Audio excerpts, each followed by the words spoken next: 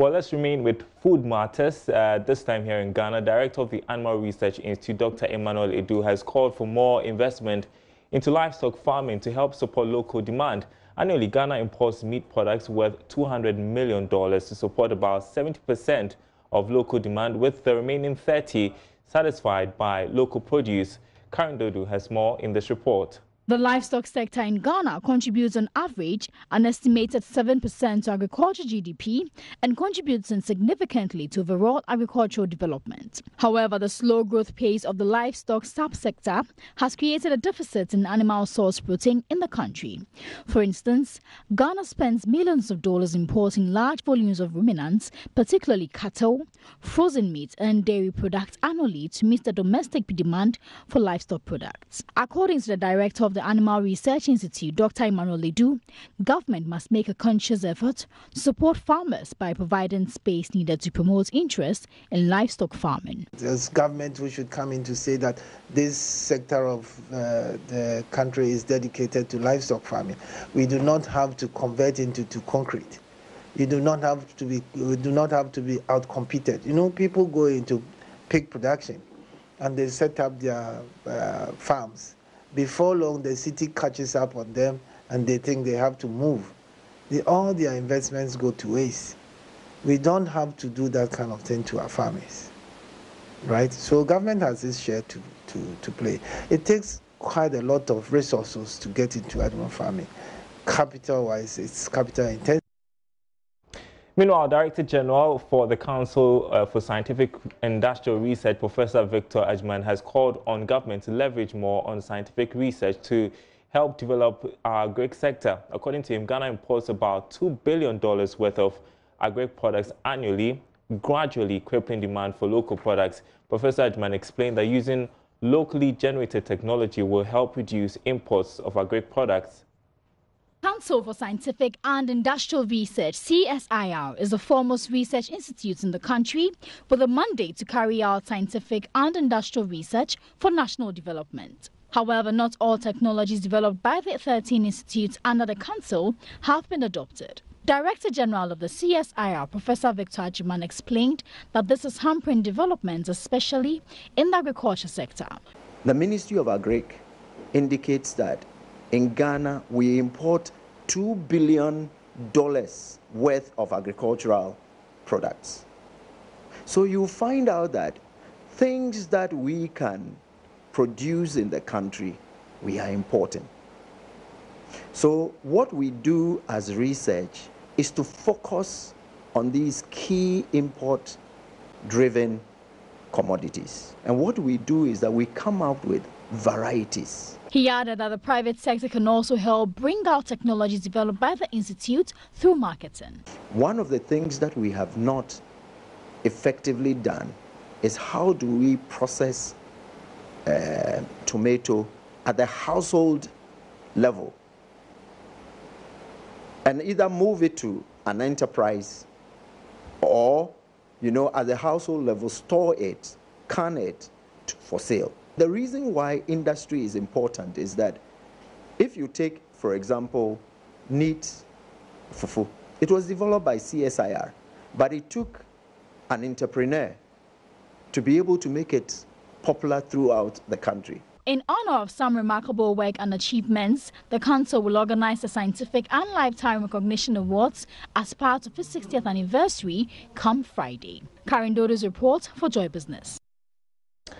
While away from agri, Ghana could soon be refining its gold for export from next year. That's coming from Deputy Minister for Lands and Natural Resources, Benito Osubio, who says government is working to have some refineries completed by next year.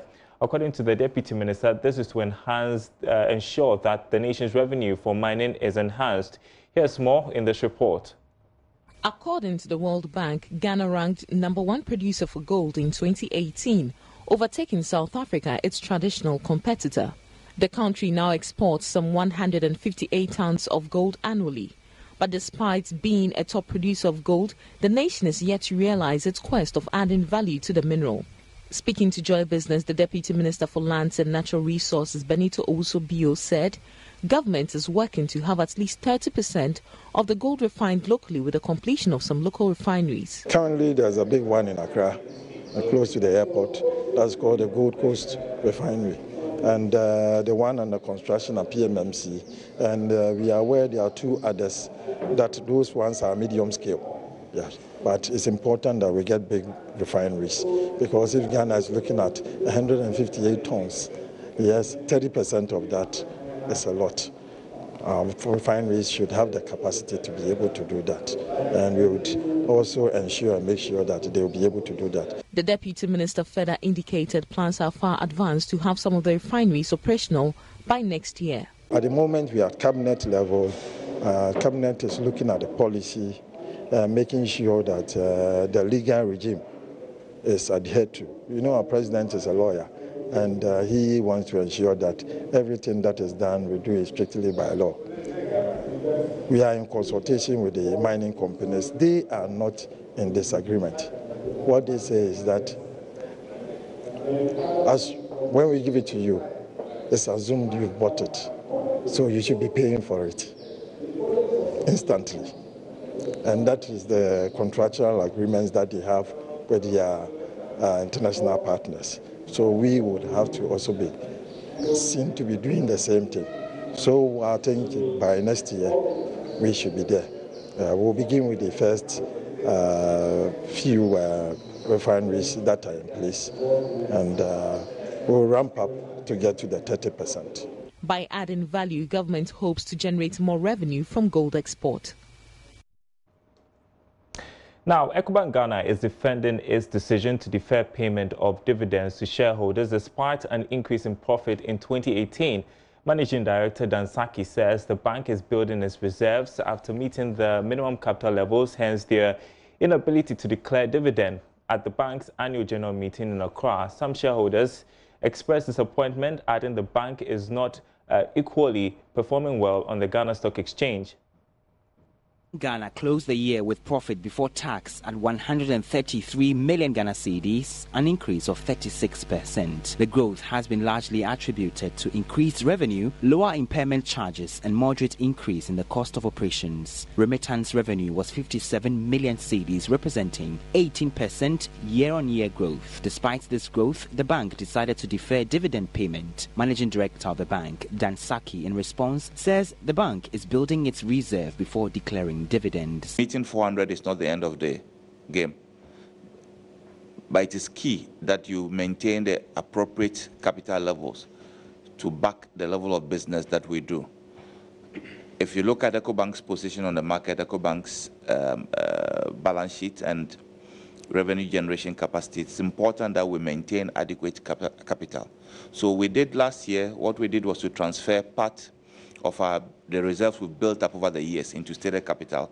First of all, to meet the 400 million stated capital, and then secondly, to be able to ensure that we have adequate buffers for the business that we are running. This year, we'll continue to build on those buffers as part of the strategy to grow our business. Without adequate capital, we will not be in a position to grow our business. In 2018, 78% of the bank's transactions were through its digital platforms. When you have almost 80% of the interactions you have with the clients on digital channels, then obviously your need to use a branch will be lesser. Today we have clients who probably would not have been to the branch for the past 1 year, but have been able to access our financial services. The second thing we would like to also point out is that part of our digitization strategy involves having agencies where you can access basic banking services. The bank's deposit also grew by 20% as at the end of a year. Ebenezer Sabute's reports for Joy Business. London-based Economist Intelligence Unit is projecting some challenging times for the economy from next year. That's captured in its latest report on Ghana.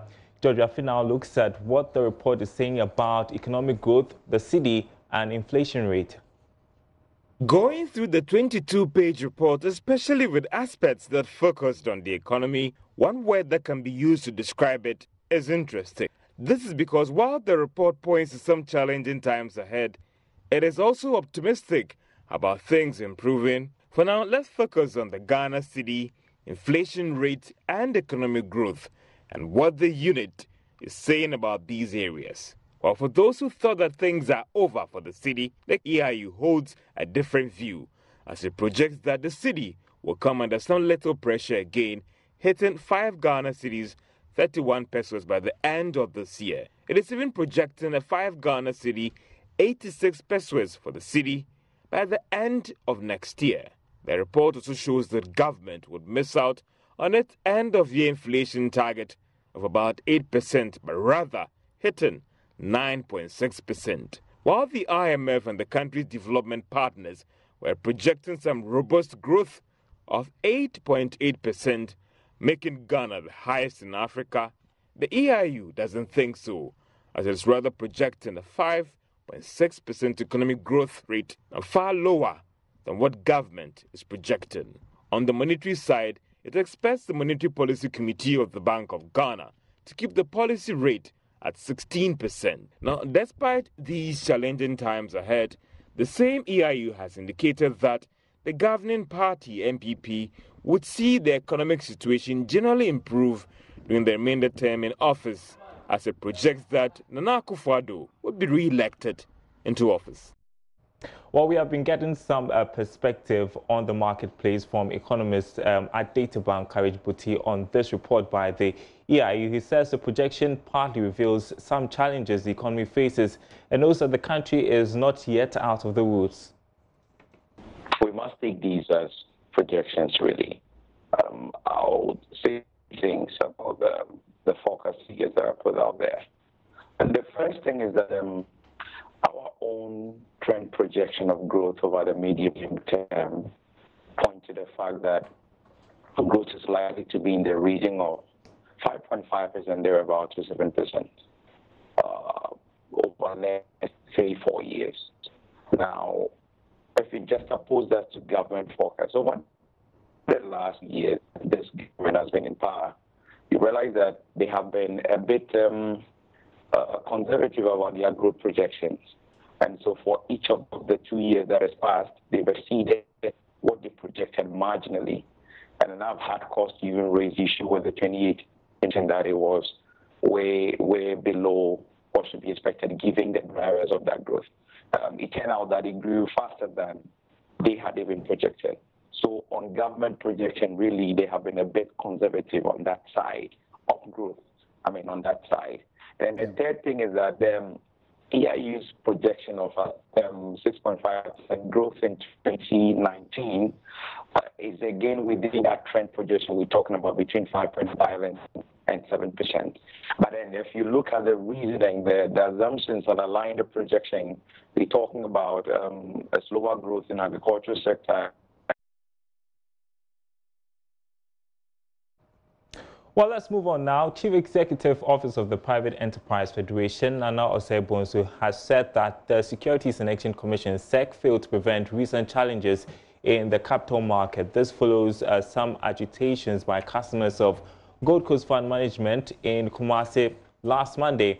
While speaking on the business edition of PM Express with Philip Namfori, the PEF boss laid the blame on the door of SEC, saying enough education was not provided to affected customers. Because of the relation of duty on the appointees, on the people that we entrusted the regulation and the inspectorate of these institutions to. How could this happen? If SEC, Securities and Exchange Commission, had been on top of their job, wouldn't they have examiners going to these institutions? Since May 2018, SEC came out and that gave a caution on some of these institutions. They should have suspended their license. They should have just cautioned and allowed them to continue to do business, robbing Peter to pay Paul. But SEC failed. So when we talk about the appealing to government, isn't SEC an arm of government? They have the responsibility. Now we have Financial Advisory Council. What are they doing about this? We have private sector businesses whose monies, income, little paucity of income that they have acquired, internally generated funding, locked up in these institutions. And the owners are riding high in style in the country. Look at those people there. Do you expect them to be able to assess risk? The risk assessment to them was done by SEC before they licensed these institutions. So their confidence to invest in. Let's not forget, this is not the end of Ghana. There's tomorrow, and tomorrow, and tomorrow. How are you going to attract people to have the confidence in the integrity of the system and thinking that the risk rests with them? So what is the role of the SEC? What is the role of the authorities? They don't have any. That's what we're saying. That caveat emptor. You go in and you wanted the high return, so you bear the 100% risk. Then we shouldn't have any institutional regulators. So those are, to me, it's not tenable argument. So fundamentally, it goes back to forbearance within the SEC. Before the John Q Company became John Q Company and went to public to solicit their funding, they did something. They went to SEC and said, we are applying for license to do ABC. Let's turn attention to other news, and the product and services manager of MTN Ghana says there's a need to educate Ghanaians more on how to use the internet for the benefit of their businesses. He stated this at the launch of the 8th edition of the Internet Festival, iFest, in Accra. MTN iFest is an internet festival which seeks to educate customers on the relevance of the internet in contemporary times. Statistics indicate that about 13.5 million subscribers on MTN use the internet in enhancing their daily activities. Blaise Sefenu Agoju says the fast internet service has a lot of benefits that individuals can gain from. An internet festival is to educate our customers of the relevance of the usage of the internet and also the tools that are available that every customer of MTN and those who seek to use MTN can take advantage of to make the most of their lives. So either you are a trader, you are a businessman, or you are in an academia, you have internet that would help you to enhance whatever knowledge that you seek to do or whatever activity that you engage in. He added there is an opportunity for small-scale businesses to utilize the 4G plus internet speed to boost their businesses. The person that is below the downstream or under the downstream, that's a very practicable experience that the person can have that will enhance his life and also cut off a speed to market. So if you are somebody who sells, for example, that again gives you an opportunity to either put your wares online or communicate with people with your wares by visual means. And so those are the benefits for which others can benefit from. iFest started in 2011 with about 11.5 million subscribers on MTN.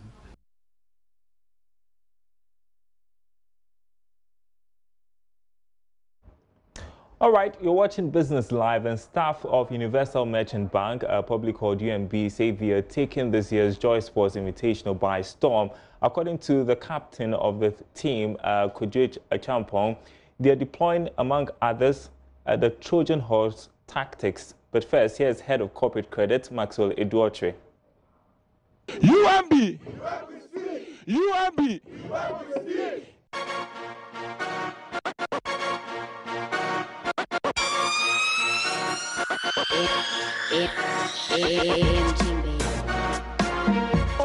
When you are playing and it's raining, you don't stop playing. So this is an indication that we are actually prepared. Whether it rains, cats and dogs, or monkeys and elephants or hippopotamus, we are actually taking the cap away. We are going to win. The rain means confirmation that God has ordained UMB to take away the cup. So let me tell you out there, bring your A game, because we're going to kill it and we're dabbing on you. Okay, we are not going to release more. All I will say is that we are using two systems. We are playing two systems. And in between, we shuffle. We are playing soccer regimentation and the Trojan horse.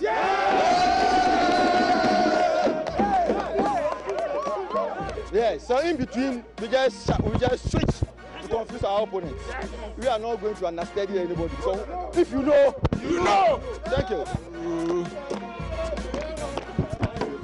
Wanna beba is slow. Wanna beba is slow. Oh, go. It's slow. Yes, slow. Wanna beba. book the dates the Joy Sports Invitational on the 25th of May. That's it for Business Live tonight. Thanks for watching. There's more news on our website, joybusinessnews.com. My name is Darryl Crowell. Thanks for watching.